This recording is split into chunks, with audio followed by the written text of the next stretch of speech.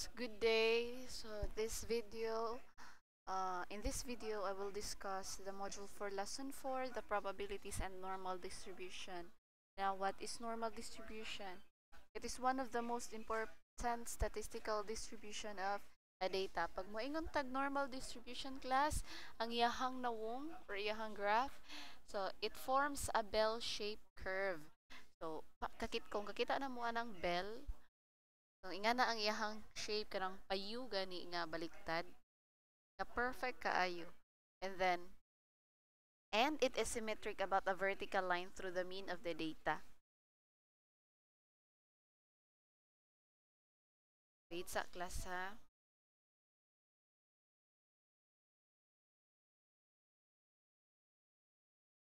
So this is the image of a normal distribution. So again, it has a shape of a bell curve.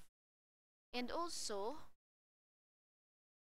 pag tungaon nato ang ato ang normal distribution, 'di ba? Tungaon nato siya diri di ba ang left ug ang right, they are symmetrical, meaning ang left and ang right nga parts kay equal lang. So, nga na ha ang normal distribution. So, ang mean class mo na siya diri sa tunga, kaning broken lines good. So, kung unsa na ang number nga naa dira, mao na ang mean. Meaning, and in a normal distribution po ay class, the mean, the median, and mode na diri atanan sa tunga. Now, let us proceed to another, which is the normal distribution. A standard normal distribution. So, normal distribution class is different from standard normal distribution. So, kay ang normal distribution, pwede lang siya nga isag asa or unsa nga number ang ato ang iyahang mean ug ang iyahang standard deviation, but diri sa standard normal distribution class naka-specify ni siya.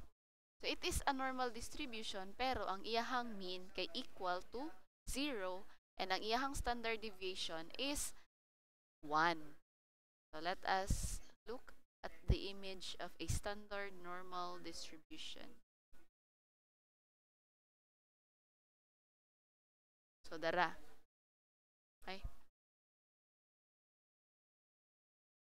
So dara, standard normal distribution. Daghan kayo mga numbers, no? So dara ang curve.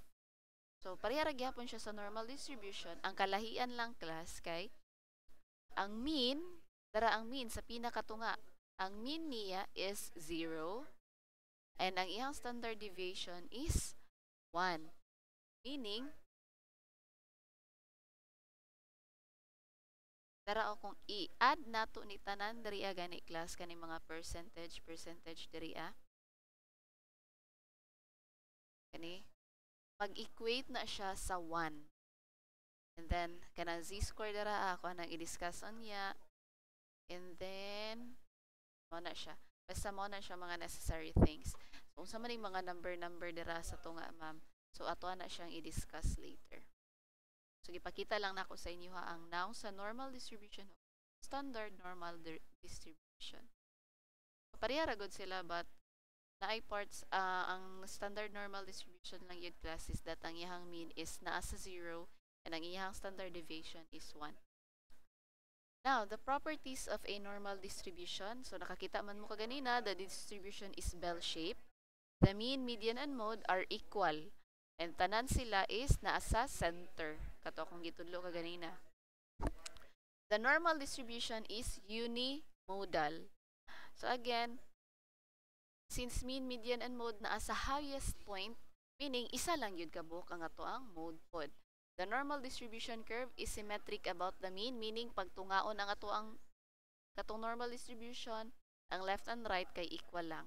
The normal distribution is continuous. Kung nakakita mo kaganina sa ikog-ikog gani class, di ba sa underline, di ba na underline sa ubos katong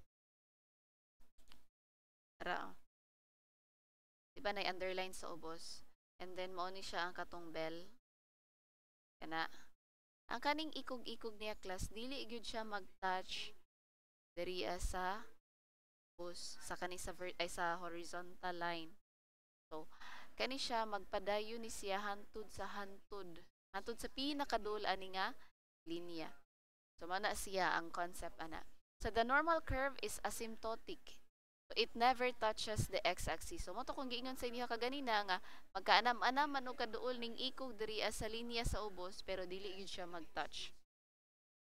And then the total area under the normal distribution curve is 1 or 100%.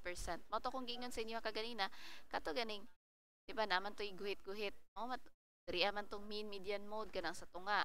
Diba gitunga-tunga pa siya anya ni mga number na mga percentages dira.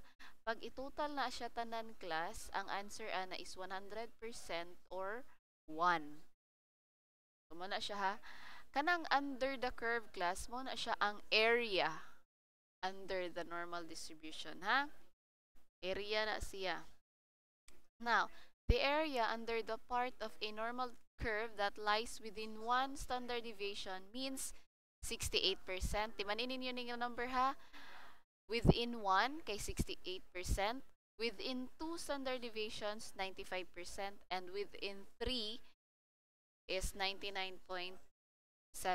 So, kaning within 1 standard deviation, mao ni siya oh.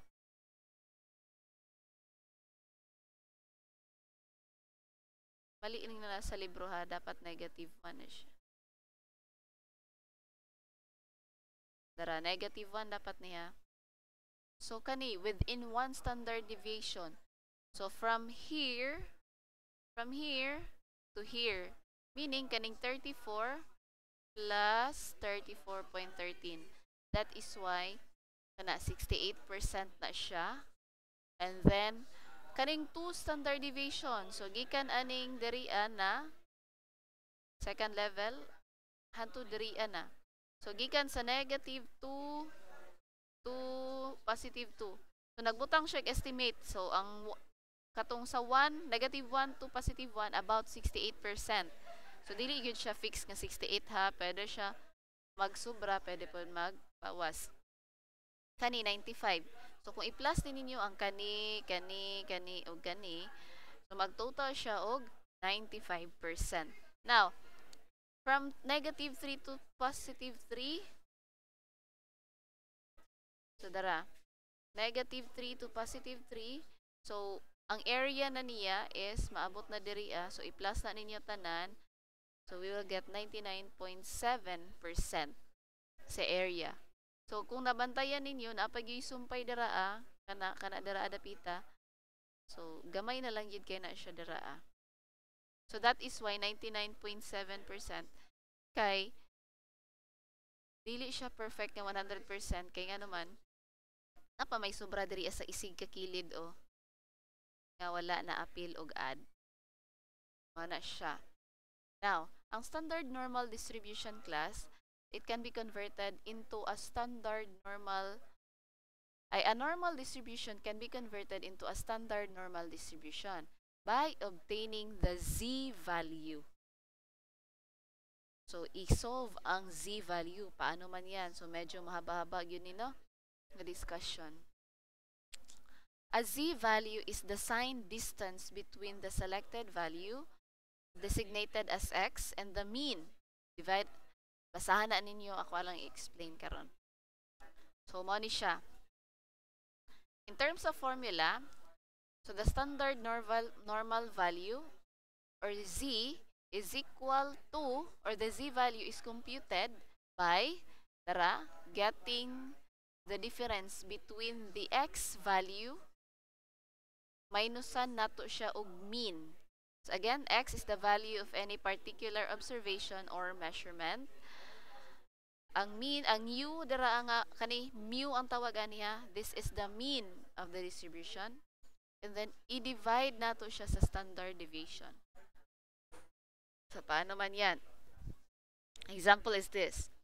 Determine the area under the standard normal distribution curve between z is equal to 0 and z is equal to 1.85.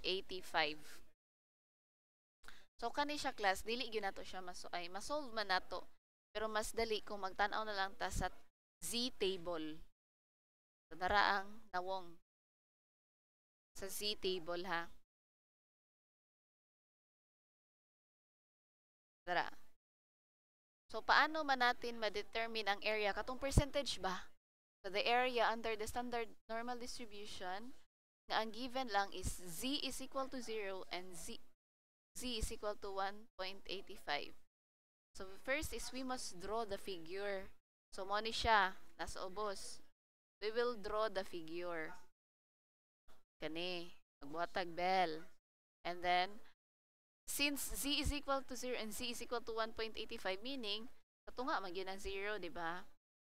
And then, positive 1.85, dariya ni siya dapita.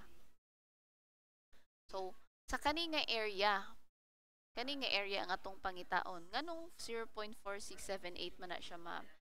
So, magtanaw ta sa table. Since table A, muna siyang table A, gives the area between 0 and any z value to the right. We only need to look up the z value in the table. So, there are 1.85 man.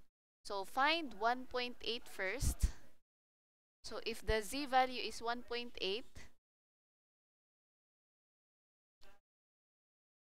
and then ang kaning 0.05 class is dirian nato siya basihan sa taas. Kung makakita mo gingani nga z table ha.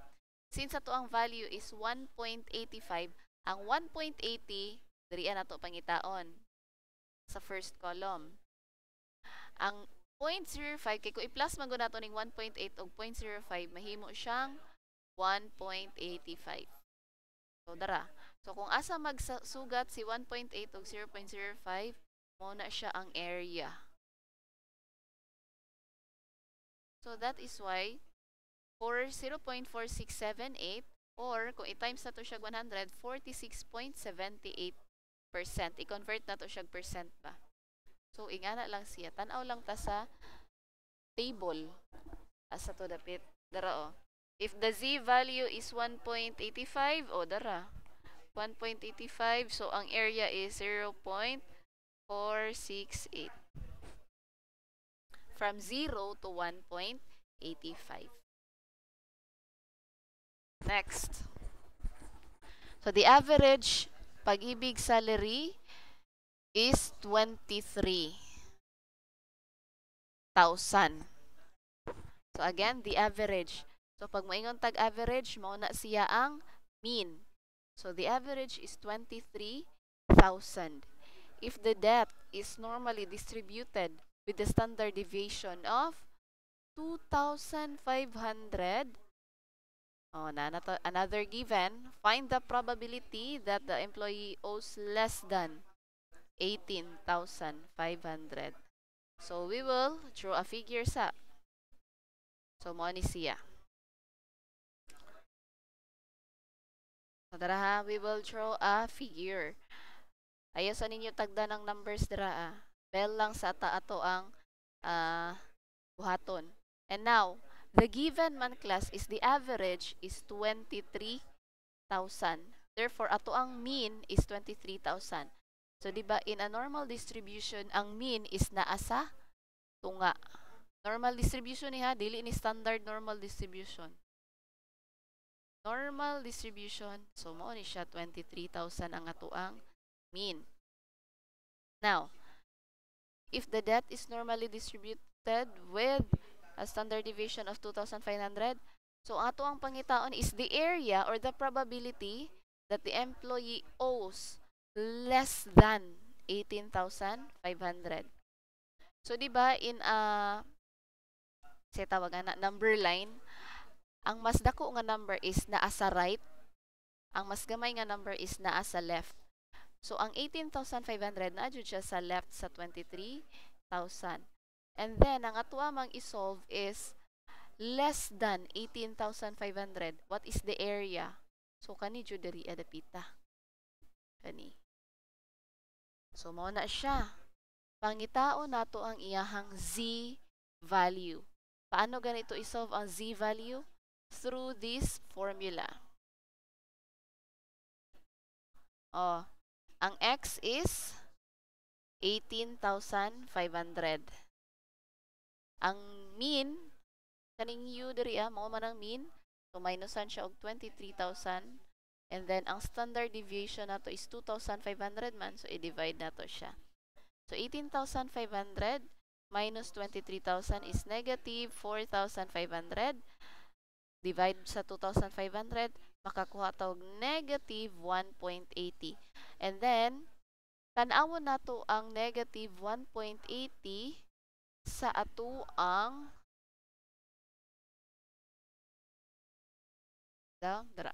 So, find the appropriate area. Step 3 na. Wala pa tanahuman ha. Z-value pa lang to. So, the area obtained in the standardized normal distribution C is dara. Ang 1.80, asa to dapit? O, dara, pangitaon na to. Class, negative man siya or positive ang z-value. Same lang siya og value diri as sa table ha. So, 1.80. So, iyahang area is equivalent sa 0.464. Dara. So, dara.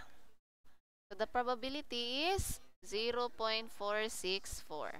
Now, subtract 0.464 from 0.5. Nganong 0.5 man, ma'am? Kay, diba, 1 man yun ang total sa area sa curve. Diba? 1. Kung tungaon nato siya, pilay value? Tag 0.5 sila. Now, ang z-value nga nakuha nato is negative 1.80. Asa man na dapit? Diri ara na siya dapit o ang negative 1.80. So again ha, ang kaninga part is 0.5 gihapon ang total sa area. And kaninga area is from the middle to 18,500, 1.80 ang z-value. And ang iyang equivalent, kung i-convert na to siya sa area, kay, asa to? 0.464. So, kaninga area is 0.464. So, pila ang value, ani, kay mo man itong gisolve kaninga area. So, ang atong buhaton, minusan ang nato ang total nga 0.5 o 0.464 para makuha ni kay ang sobra. So, muna siya. The answer is 0.036. So, this is the probability or the area under the normal distribution. Katong naka-dark nga shade. So, muna siya. Kani. So, hence, the probability that the employee owes less than 18,000 is 3.6%. So, that is all for this video. I hope nasabtan ninyo, no? Libog yun siya ang normal distribution. Pero, arang-arang ni siya. Kaya dili na mo kailangan mag-solve. Magtanaw lang mo sa table. And, unsaon ninyo pagsabot ang problem. So, para ma-practice mo, you can answer this. Kanipod, pwede. Practice lang ninyo. So, that is all for this video. Again, this is the module for lesson 4.